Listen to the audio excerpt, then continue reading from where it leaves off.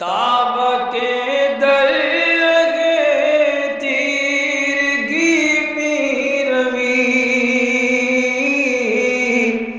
بہر توبہ درائے شباب غوی بشنو از گوش دل مثنوی مانوی در رہے صدق برتا مسمم شوی بشنو از گوش دل مثنوی مانوی در رہے صدق برتا مسمم شوی۔ بسم اللہ الرحمن الرحیم، الحمدللہ رب العالمین، والصلاة والسلام علی حبیبہ و محبوبہ سیدنا محمد وعلی آلہ واصحابہ والتابعین لہم بإحسان الی یوم الدین، اما بعد۔ گزشتہ ہم پڑھ رہے تھے کہ اللہ تعالیٰ انسان کے ارادوں کو، انسان کی خواہشوں کو، اس کے مقصدوں کو حاصل کرنے کے لیے کبھی روک لگا دیتا ہے، کبھی اس کے مقاصد توڑ دیتا ہے، کبھی اس کے ارادے پورے نہیں کرتا۔ تو ایسے میں ایک بڑی خاص بات یہ ہوتی ہے کہ اگر اس کے ارادے پورے کر دیے جائیں تو وہ بندہ ایک وقت کے بعد سرکش ہو جاتا ہے اور اپنے مالک کو بھلا بیٹھتا ہے، اس کو یہ بتانے کے لیے کہ تو دنیا میں سب کچھ نہیں ہے، اصل دنیا چلانے والا کوئی اور ہے، جو ہوگا اس کی مرضی سے ہوگا، تیرا کام صرف کوشش کرنا ہے۔ اس کو یاد کر جو مقاصد پورے کرنے والا ہے، اس کے لیے ارادے توڑ دیتا ہے۔ اور ہمیشہ ارادے نہیں توڑتا، کیونکہ اگر ہمیشہ ارادے توڑ دے گا تو انسان مایوس ہو جائے گا اور کوشش نہیں کرے گا۔ جب اس کو پتا چلے کہ میرے ارادے کرنے سے، میری کوشش کرنے سے کچھ ہونے والا ہی نہیں ہے، تو وہ کوشش ہی نہیں کرتا۔ اس لیے کبھی کبھار انسان کے ارادے اللہ تعالیٰ پورے کر دیتا ہے۔ تو یہ جو فلسفہ ہے، یہ جو حقیقت ہے، اس کو سمجھنا چاہیے۔ یہ بیان کرتے ہوئے گفتگو جاری تھی۔ عزم ہاؤ قصد ہا در ماجرا، گاہ گاہے راست می آیت ترا۔ دنیاوی معاملات میں جو کچھ بھی انسان دنیا میں ایکٹیویٹیز کرتا ہے، جو چیز حاصل کرتا ہے، تو اس میں کچھ ارادے کرتا ہے، کچھ قصد کرتا ہے، کچھ پروپوزلز بناتا ہے، اور کبھی کبھی یہ پروپوزلز تیرے لیے ٹھیک ٹھاک ثابت ہو جاتے ہیں۔ جیسے تو نے پروپوز کیا تھا، اللہ تعالیٰ نے ویسے ہی اس کو پورا کر دیا۔ کبھی کبھار ایسا ہوتا ہے۔ تاب تمے آ دلت نیت کنت، بار دیگر نیت ترا بشکنت۔ تاکہ وہ جو پورا ہونے کی جو امید ہے، وہ امید تجھے کام پر لگائے۔ اور امید ہوگی تو انسان کام کرے گا، امید نہیں ہوگی تو کام کون کرتا ہے؟ تو امید پیدا کرنے کے لیے اللہ تعالیٰ سے تیرے ارادوں کو اللہ تعالیٰ پورا کرتا ہے، تاکہ تیرا دل ارادہ کرتا رہے اور اللہ تعالیٰ اس کو پورا کرے۔ لیکن ہمیشہ نہیں ہوتا، اس لیے نہیں ہوتا کہ اللہ تعالیٰ بتانا چاہتا ہے کہ اصل ہمارے ہاتھ میں ہے۔ تجھے یاد رکھنا چاہیے کہ میرے اوپر بھی کوئی ہے جو دنیا چلا رہا ہے، اسی لیے وہ ارادے کو کبھی توڑ دیتا ہے۔ ورب کلی بے مرادت داشتے، دل شدے نومید عمل کئے کاشتے۔ اگر وہ تجھے بالکلیہ طور پر نامراد رکھ دیتا، تیری کوئی بھی خواہش پوری نہ کرتا، تمہاری کوئی بھی آرزو پوری نہ کرتا، ہر مقصد میں تجھے ناکام کر دیتا، تو تمہارا دل نا امید ہو جاتا۔ اور نا امید ہونا بھی اللہ تعالیٰ کو پسند نہیں ہے۔ امید ہونا چاہیے، ہر کام کرتے وقت اس کے پورے ہونے کی امید رکھنا چاہیے۔ یقین نہیں رکھنا چاہیے، امید رکھنی چاہیے۔ اور جس کی امید جتنی مضبوط ہوگی، اس کے حق میں اس کے مقاصد اچھے سامنے آئیں گے۔ ہر چیز اس کے حق میں ہوگی، بشرطے کہ امید رہے، اور امید کو امید کی حد تک رکھے، امید کو یقین کی حد تک نہ لے جائے۔ میں جو کر رہا ہوں، میں جو سوچ رہا ہوں وہ برابر ہوگا، ایسا نہیں، امید ہے کہ ہو جائے گا۔ ورنہ کاری دے عمل از اوریش، کہ شدے پیدا برو مخوریش۔ اگر وہ امید کا بیج ہی نہیں بوتا، کسان کیا کرتا ہے؟ امید کا بیج بوتا ہے، زمین کے اندر کچھ بیج ڈالتا ہے اور یہ امید رکھتا ہے کہ اس بیج کے بعد پودا نکلے گا، جھاڑ بنے گا، وہ پھل دے گا، پھر میں پھل بیچ کر کھاؤں گا، میری ضرورتیں پوری ہوں گی۔ یہ امید ہے، امید ہی اس کو یہ کام کراتی ہے۔ اگر اس کو یہ یقین ہے کہ پیدا نہیں ہوگا تو وہ کیوں کرے گا محنت؟ لیکن امید کو امید کی حد تک رکھو، یقین کے ساتھ مت کرو، کیونکہ جب آپ بیج بوتے ہیں تو پودا اگنا کوئی ضروری نہیں ہے۔ کئی بار ایسا ہوتا ہے آپ کی بیج بیکار بھی چلے جاتے ہیں۔ تو یہ جو آپ امید کے ساتھ کام کر رہے ہیں، یہ امید آپ کو اللہ تعالیٰ کی طرف متوجہ کرتی ہے، اور پھر اللہ تعالیٰ پھل دیتا ہے، اور پھر اگر اللہ تعالیٰ پھل نہ دے تو یہ بھی آپ کا ذہن اللہ کی طرف منتقل ہوتا ہے کہ کوئی ایک طاقت ہے جو میری اس محنت کے باوجود مجھے پھل دینے سے روک رہی ہے۔ دونوں طرف سے آپ کا ذہن اللہ کی طرف ہی منتقل ہوتا ہے۔ آخلا از بے مرادی ہائے خیش، باخبر گشتند از مولائے خیش۔ جو سمجھدار قسم کے لوگ ہیں، جن کو اللہ نے عقل دی ہے، سوچنے سمجھنے کی صلاحیت دی ہے، جب وہ کسی معاملے میں نامراد ہو جاتے ہیں، ناکام ہو جاتے ہیں، ان کا مقصد پورا نہیں ہوتا، تو اس سے وہ اللہ کے راستے پر جاتے ہیں، اللہ سے باخبر ہوتے ہیں کہ کوئی ایک ایسی طاقت ہے جو میری پوری کوشش کو برابر ہونے نہیں دیتی ہے، اس نے میرا مقصد پورا کرنے نہیں دیا، ورنہ میں نے تو پورا کیا تھا، 100% میں نے محنت کی تھی، لیکن پھر بھی مجھے پھل نہیں ملا۔ تو اس کا مطلب یہ ہے کہ کوئی ایسی طاقت ہے جس نے مجھے یہ پھل لینے سے روک دیا ہے، تو اس کی توجہ اللہ کی طرف جاتی ہے۔ بے مرادی شد خلاؤز بہشت، خفت الجنہ شنو اے خوش سرشت۔ نامرادی، جو مراد ہے وہ حاصل نہ ہونا، اس کو کہتے ہیں نامرادی۔ تو نامرادی جنت کا پیشرو بنتی ہے۔ حدیث شریف میں آیا ہے خفت الجنت بالمکارہ، جنت کو ناپسندیدگیوں سے گھیرا گیا ہے۔ دنیا میں انسان کو جو چیزیں اس کی مرضی کے خلاف جھیلنی پڑتی ہیں، اس کی خواہش کے خلاف اس کو بھگتنا پڑتا ہے، اسی سے انسان کو جنت ملتی ہے، کیونکہ جنت کو اسی ناپسندیدگیوں کے ساتھ گھیرا گیا ہے۔ ناپسندیدہ چیزیں اگر تم دنیا میں اختیار کرو گے جو تمہیں نہیں پسند ہے، اسی سے تمہارے جنت میں جانے کا راستہ کھلتا ہے۔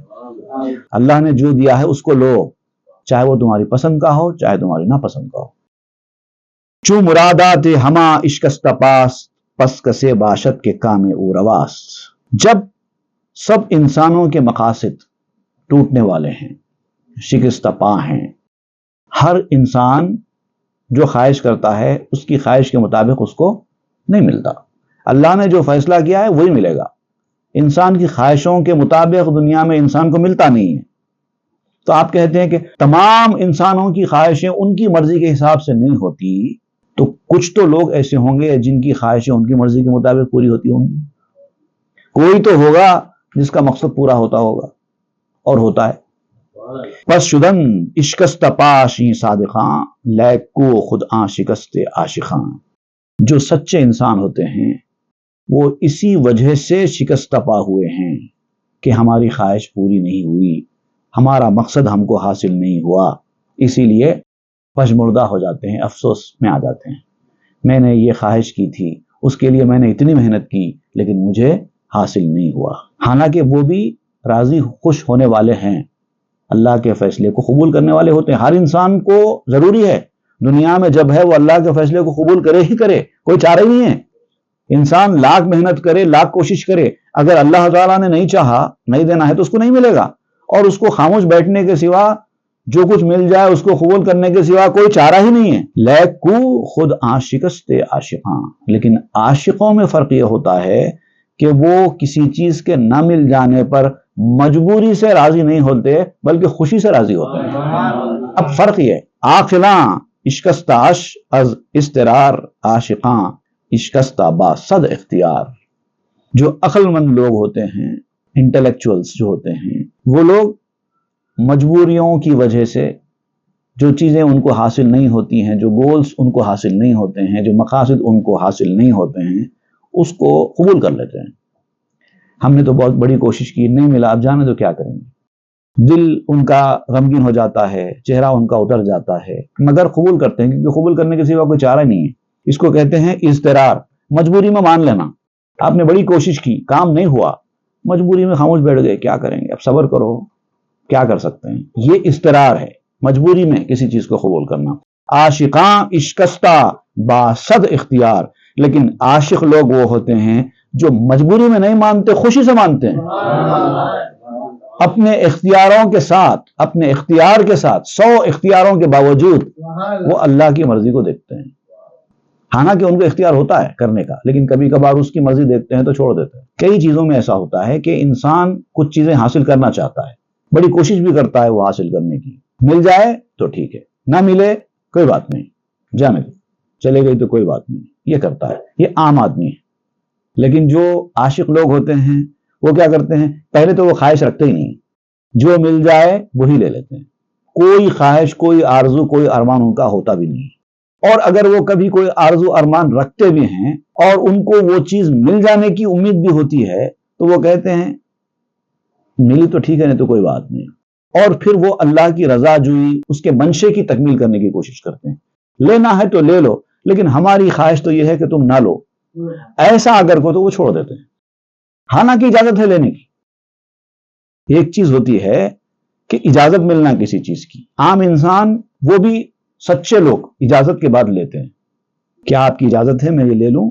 ہاں ٹھیک ہے اجازت ہے لے لو، وہ لے لیتے ہیں، یہ عام انسان ہے۔ اب جو بغیر اجازت لیتے ہیں ان کا تو یہاں گنتی بھی نہیں ہے، جو اجازت لے کے لیتے ہیں ان کا ہی ذکر کیا جا رہا ہے۔ اجازت ہے، ہاں ہے، لے لو، یہ عام آدمی ہے۔ لیکن بڑے لوگ وہ ہوتے ہیں اجازت ملنے کے بعد بھی بعض وقت نہیں لیتے، کیونکہ وہ دیکھتے ہیں کہ میرے محبوب کو وہ اجازت تو دے رہا ہے لیکن یہ پسند نہیں ہے، چھوڑ دیتے ہیں۔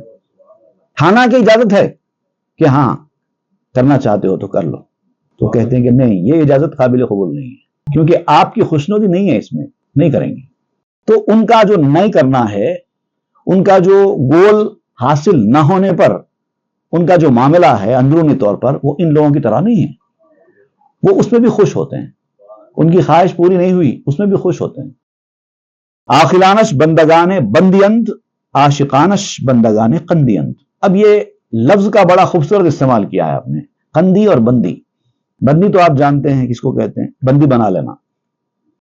جو عاقل ہوتے ہیں، عقل والے لوگ ہوتے ہیں، عقل سے جو لوگ کام کرتے ہیں وہ بندی بن جاتے ہیں اور بندے بن جاتے ہیں۔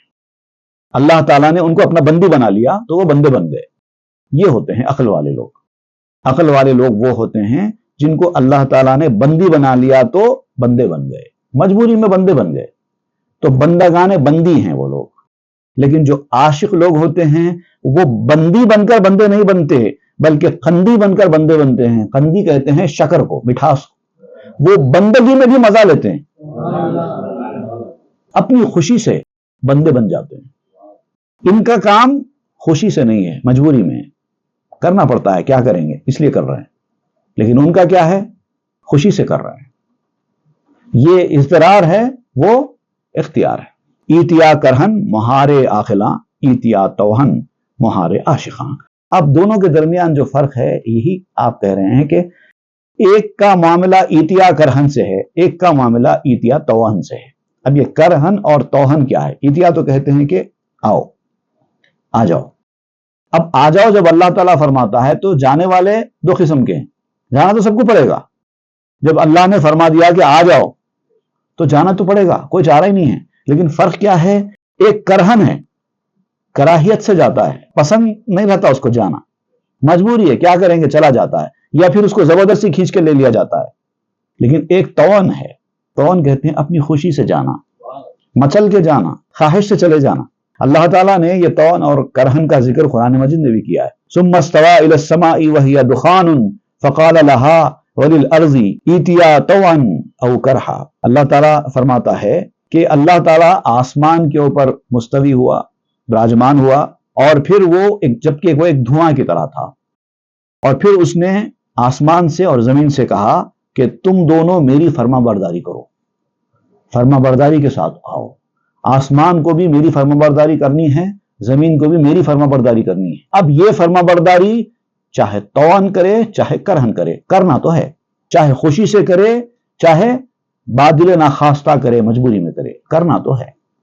اسی طرح بندوں میں بھی اللہ تعالیٰ جب موت کو بھیجتا ہے، جاؤ فلاں بندے کو میرے پاس لے کر آؤ، تو وہاں پر بھی اس کا آنا یا تو توان ہوگا یا تو کرہن ہوگا۔ عام بندے کرہن جاتے ہیں، موت کا فرشتہ آ کے زبردستی ان کو کھینچ کے لے کے چلے جاتا ہے۔ لیکن کچھ ایسے بندے بھی ہیں جو توان جاتے ہیں، جیسا امام غزالی رحمۃ اللہ علیہ کے حالات میں ہیں کہ آپ ایک مرتبہ ایک کتاب تصنیف کرتے ہوئے بیٹھے ہوئے تھے، کتاب لکھ رہے تھے، اچانک آپ نے اپنا قلم رکھ دیا اور ایک آواز نکالی منہ سے، مالک کا حکم سر آنکھوں پہ، میں تیار ہوں، بولے اور لیٹ گئے۔ اسی حالت میں آپ کا وصال ہو گیا۔ چلے بلاوا آ گیا ہے میں چلنے تیار ہوں، لے گئے فوری۔ تو ایسے بہت سارے اللہ کے بندے ہیں، بلاوا آ گیا ہے میں چلا جاتا ہوں، یہ توان جانا ہے۔ باقی لوگ جو جاتے ہیں، جاتے تو سبھی ہیں، لیکن باقی لوگ کیا کرتے ہیں؟ توان نہیں جاتے، کرہن جاتے ہیں۔ تو اب چاہے کرہن جائیں چاہے توان جائیں، جانا تو بہرحال ہے۔ اللہ کی اطاعت و فرما برداری آسمان کو زمین کو تو کرنی ہے، اب چاہے توان کرے چاہے کرہن کرے، کرنا تو ہے۔ اب عام آدمی میں اور عاشق میں فرق یہ ہے کہ عام آدمی کرہن کرتا ہے اور عاشق توان کرتا ہے۔ کرنا تو مگر دونوں کو ہے، کوئی چارہ ہی نہیں ہے۔ اب یہاں پر آپ حضور صلی اللہ علیہ وسلم کا ایک واقعہ یہاں پر بیان کر رہے ہیں کہ حضور صلی اللہ علیہ وسلم نے قیدیوں کو دیکھا اور دیکھ کر مسکرایا اور فرمایا کہ مجھے اس قوم پر تعجب آتا ہے جو جنت کی جانب بیڑیوں اور توخوں کے ذریعے کھینچی جاتی ہے۔ اب یہاں پر اس کی پوری تفصیل آپ بیان کر رہے ہیں، میں آپ کو اختصار کے ساتھ یہ سمجھاتا چلوں کہ بخاری شریف کی ایک حدیث ہے، حضرت ابو ہریرہ رضی اللہ تعالیٰ عنہ روایت کرتے ہیں کہ الفاظ تھوڑے سے مختلف ہیں۔ عجیب اللہ من قوم یدخلون الجنت فی السلاسل، اللہ تعالیٰ اس قوم کے اوپر تعجب کرتا ہے جو جنت میں بیڑیوں کے ذریعے، زنجیروں کے ذریعے داخل کی جاتی ہے۔ دیکھیے دو قسم کے لوگ ہیں دنیا میں جن کو اللہ تعالیٰ جنت میں بھیجے گا۔ ایک تو وہ ہے جنہوں نے اپنی ساری زندگی اللہ رسول کی اطاعت و فرما برداری میں گزاری، وہ جنت کے مستحق قرار دیے گئے، ان کو جنت کا پروانہ دے دیا گیا، وہ جنت میں چلے گئے۔ اللہ تعالیٰ کو منظور تھا ان کا جنت میں جانا، ان کو جنت کا پروانہ مل گیا، وہ جنت میں چلے گئے۔ دوسرا ایک اور طبقہ ہے، اللہ تعالیٰ کو ان کا بھی جنت میں جانا منظور ہے، لیکن ان کی زندگی پوری نافرمانیوں میں گزری، اللہ رسول کی اطاعت و فرمانبرداری کرتے ہوئے انہوں نے نہیں گزارا، لیکن اللہ تعالیٰ کو منظور ہے کہ وہ جنت میں جائیں۔ تو اب اللہ تعالیٰ کیا کرتا ہے؟ ان کو جنت میں جانے کا مستحق بنانے کے لیے ان کی زندگی میں ان کے اوپر مصیبتیں، بلائیں، پریشانیاں، تکلیفیں ڈال دیتا ہے، تاکہ اس کو بنیاد بنا کر اس بندے نے دنیا میں بڑی تکلیفیں جھیلی، مشقتیں جھیلی، لہٰذا اس کے بدلے میں اس کو جنت دے دو، جنت دے دیتا ہے۔ تو ان لوگوں کا ذکر ہو رہا ہے، مجھے ان لوگوں کے اوپر تعجب ہوتا ہے جو بیڑیوں کے ذریعے، زنجیروں کے ذریعے کھینچ کے ان کو جنت میں داخل کیا جا رہا ہے، مگر وہ جنت میں جاتے ہیں۔ دید پیغمبر یہ کہ جوخ اسیر کہ ہمیں بردند و ایشاں در نفیر، حضور صلی اللہ علیہ وسلم نے ایک قیدیوں کی جماعت کو دیکھا جن کو گرفتار کر کے لایا جا رہا تھا۔ ایک غزوے کے بعد کافر لوگوں کو قیدی بنا کر لے جایا جا رہا تھا، ان کے ہاتھ پاؤں میں زنجیریں جکڑی ہوئی تھی، بڑے بڑے سورما قسم کے کافر تھے جو شکست خوردہ تھے، ان کو شکست ہو گئی تھی تو ان کو گرفتار کر کے ان کے ہاتھ پاؤں میں زنجیر بن کے ان کو لے جایا جا رہا تھا، اور وہ رو رہے تھے، پریشانی کے عالم میں تھے، ان کو اندازہ بھی نہیں تھا کہ اتنے مٹھی بھر لوگ ہم کو شکست دے دیں گے، اتنی بڑی تعداد میں ہم لوگ موجود ہیں، ایسے طاقتور ہیں، ہم کو اس طرح شکست ہو جائے گی اس کا یقین نہیں تھا ان کو۔ اور چونکہ امید کے برخلاف یہ فیصلہ آیا تھا تو ان کے لیے بڑا تعجب خیز تھا، بڑے پشمردہ تھے، مایوس تھے اور جا رہے تھے۔ دید شاہ در بند آگاہ شیر می نظر کردند در وے زیر زیر، اس بیدار شیر نے، یعنی حضور صلی اللہ علیہ وسلم کی طرف آپ اشارہ کرتے ہیں کہ وہ جو شیر جو بیدار ہے، اس بیدار شیر نے ان قیدیوں کی طرف دیکھا، مسکراتے ہوئے ان کی طرف دیکھا، اور وہ قیدی بھی اپنی نظریں جھکائے حضور صلی اللہ علیہ وسلم کی طرف دیکھ رہے تھے شرمندگی کے مارے۔ ہم تو بڑی بڑی باتیں کیا کرتے تھے آپ کے خلاف، آپ کو ایسے پٹک دیں گے، ایسے زیر کر دیں گے، یہ کر دیں گے، لیکن حالت ہماری یہ ہو گئی ہے کہ آپ کے ہاتھوں ہم قیدی بنے ہوئے ہیں۔ نیچی نظروں سے دیکھ رہے تھے اور عجیب و غریب قسم کے خیالات ان کے ذہنوں میں چل رہے تھے۔ تاہمی خائید ہر یک از غضب بر رسول صدق دنداں ہاں و لب، یہاں تک کہ ہر قیدی اپنے اندر ہی اندر غصے کو دبا رہا تھا۔ غصہ چبانا کہتے ہیں نا، جو غصہ آ رہا تھا کچھ نہیں کر سکتے تھے، اندر سے تو غصہ امڑ کے آ رہا ہے، لیکن کریں گے کیا؟ قیدی بنے ہوئے ہیں، ہاتھ پاؤں میں زنجیر ہے، کچھ نہیں کر سکتے، دانت پیس رہے ہیں، ہونٹ چبا رہے ہیں، لیکن کچھ کر نہیں سکتے۔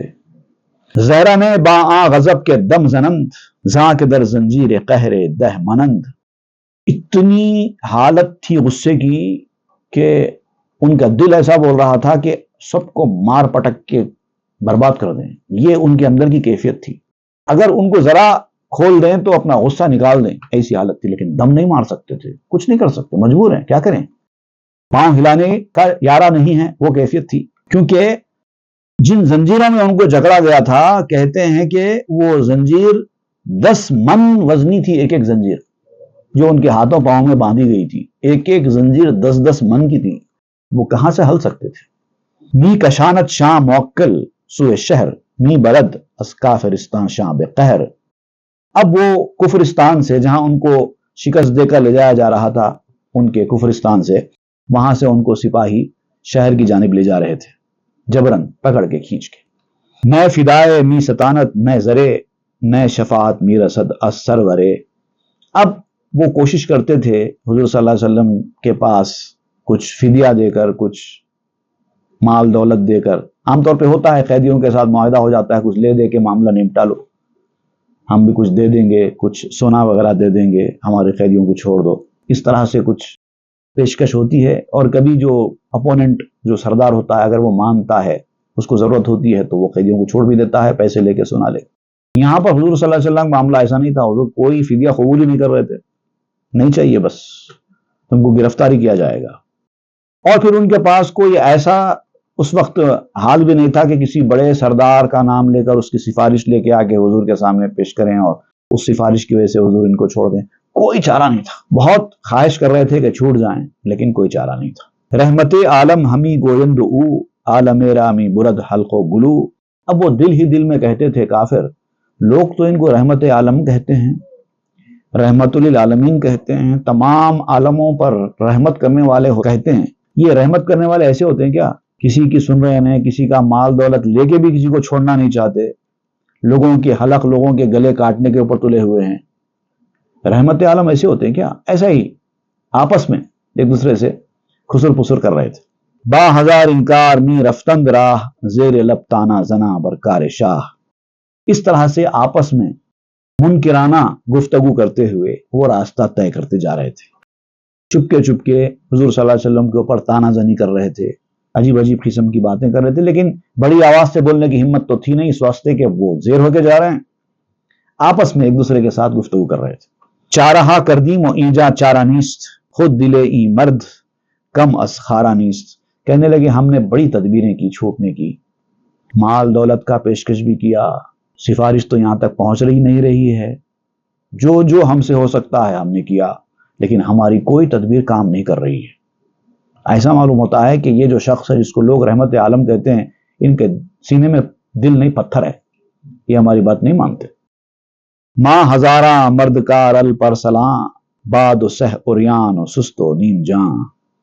ہم ہزاروں قسم کے قیدی ہیں جو بہادر ہیں، اپنے فن میں جنگجو ہیں، بہادر شیروں کی طرح ہیں ہم لوگ۔ اور یہ جو لوگ ہیں، یہ مسلمان جن کے ہاتھوں سے ہم کو شکست ہوئی ہے، وہ 2-3 ننگے بھوکوں کے سوا ان کی کوئی حیثیت نہیں ہے، کمزور لوگ ہیں۔ ان کے ہاتھوں سے جو ہم کو شکست ہوئی، یہ ہمارے لیے بڑی ذلت کی بات ہے۔ اندر ہی اندر ان کو ذلت کھائے جا رہی تھی۔ ان چنی درماد آئے مچ کزرویست، یا ز اختر ہاست یا خود جادویست۔ ایسے عاجز ہم کیوں ہو گئے ہیں کہ ہماری زندگی کے اوپر یہ حالت ہوئی ہے کہ چند ننگے بھوکے لوگوں کے ہاتھوں ہم کو اتنی بری شکست ہوئی ہے؟ کس وجہ سے ہوا یہ ہمارے ساتھ ایسا؟ اتنے عاجز ہم کیوں ہو گئے؟ کیا یہ ہمارا ٹیڑھاپن، ہماری سرکشی کی وجہ سے ہوا ہے، یا پھر ستارے ہمارے خلاف کام کر رہے ہیں؟ ستاروں کا ہے ہوتا نا، جو کہتے ہیں کہ وہ ستاروں کی وجہ سے ایسا ہوتا ہے، ان کا بلیف تھا ہوگا ستاروں کے اوپر، ہمارے مخالف چل رہے ہیں ستارے، شنی چل رہا ہے ہمارے خلاف، اس طرح سے وہ لوگ سوچ رہے تھے۔ یا پھر کوئی جادو ہے کہ انہوں نے جادو کر دیا، بہت ہی سخت جادو، اور جادو کے اثر سے ہم کو شکست دے دی۔ ورنہ تو یہ نہیں ہو سکتا تھا کہ یہ چند قسم کے، جن کے پاس نہ جنگی ساز و سامان ہماری طرح ہے، نہ جن کے پاس مین پاور ہماری طرح ہے، نہ جن کے پاس تجربے کاری ہماری طرح ہے، پھر یہ چند لوگ ہم کو شکست دینے میں کیسے کامیاب ہو گئے؟ سمجھ میں نہیں آ رہا تھا ان کے، یہ کوئی جادو معلوم ہوتا ہے۔ بخت مارا بر دریداں بخت او، تخت ماں شد سرنگوں از تخت او۔ ان کے نصیب نے ہمارے نصیب کو کھا گیا، برباد کر دیا، چاک کر دیا۔ ایسے کیسے ہو گیا یہ؟ ہمارا تخت تھا، ہمارا تخت و تاج تھا، ان کے تخت و تاج نے ہمارے تخت و تاج کو گرا دیا، بری حالت ہو گئی ہماری۔ کار او از جادوی گرگشت زفت، جادوی کر دیم ماں ہم چون رفت۔ اگر جادوگری کی وجہ سے ایسا ہوا ہے کہ یہ لوگ ہمارے اوپر بھاری پڑ گئے ہیں، جادو کی وجہ سے، جادو کے اثر کی وجہ سے اگر ایسا ہوا ہے، تو پھر ہم نے بھی تو جادو کیا تھا، یہاں آنے سے پہلے، وہ کیوں نہیں چلا؟ ہم نے تو بہت بڑا جادو کیا تھا، لیکن ہمارا جادو یہاں پر کام کیوں نہیں کرتا رہا؟ کیوں ان کا جادو کام کر گیا؟ یہ بات ان کی سمجھ میں نہیں آ رہی تھی۔ اب یہاں پر مولانا روم جو ہے اس حوالے سے قرآن مجید کی ایک آیت کی تفسیر بیان کر رہے ہیں، جس میں سورہ الانفال کی آیت نمبر 19، اس میں کافروں سے خطاب کرتے ہوئے اللہ تعالیٰ نے فرمایا تھا، ان تستفتحوا فقد جاءکم الفتح، اے کفار تم نے اس جنگ میں آنے سے پہلے کہا تھا نا کہ جو حق پر ہے اس کو کامیاب کرو۔ ان کی فتح ہونا چاہیے جو حق پر ہے، کیونکہ وہ اپنے آپ کو حق پر سمجھتے تھے، تو یہ دعا کر رہے تھے ہم حق پر ہیں، ہماری کامیابی ہونا چاہیے، تو جو حق پر ہے اس کو کامیاب کرو، یہ کہہ رہے تھے نا، تو اب تو کامیابی آ چکی، پتہ چل جانا چاہیے کون حق پر ہے۔ تو یہ جو آیت ہے مکمل آیت، اس کی تفسیر اور مولانا روم نے عارفانہ طریقے سے اس آیت کے ذریعے جو نکات سمجھائے ہیں وہ انشاءاللہ ہم آئندہ کے درس میں پڑھیں گے۔ وصلی اللہ تعالیٰ علی خیر سیدنا محمد وآلہ وصحبہ اجمعین والحمد للہ رب العالمین۔ تاب کے در لگے تیرگی میں روی،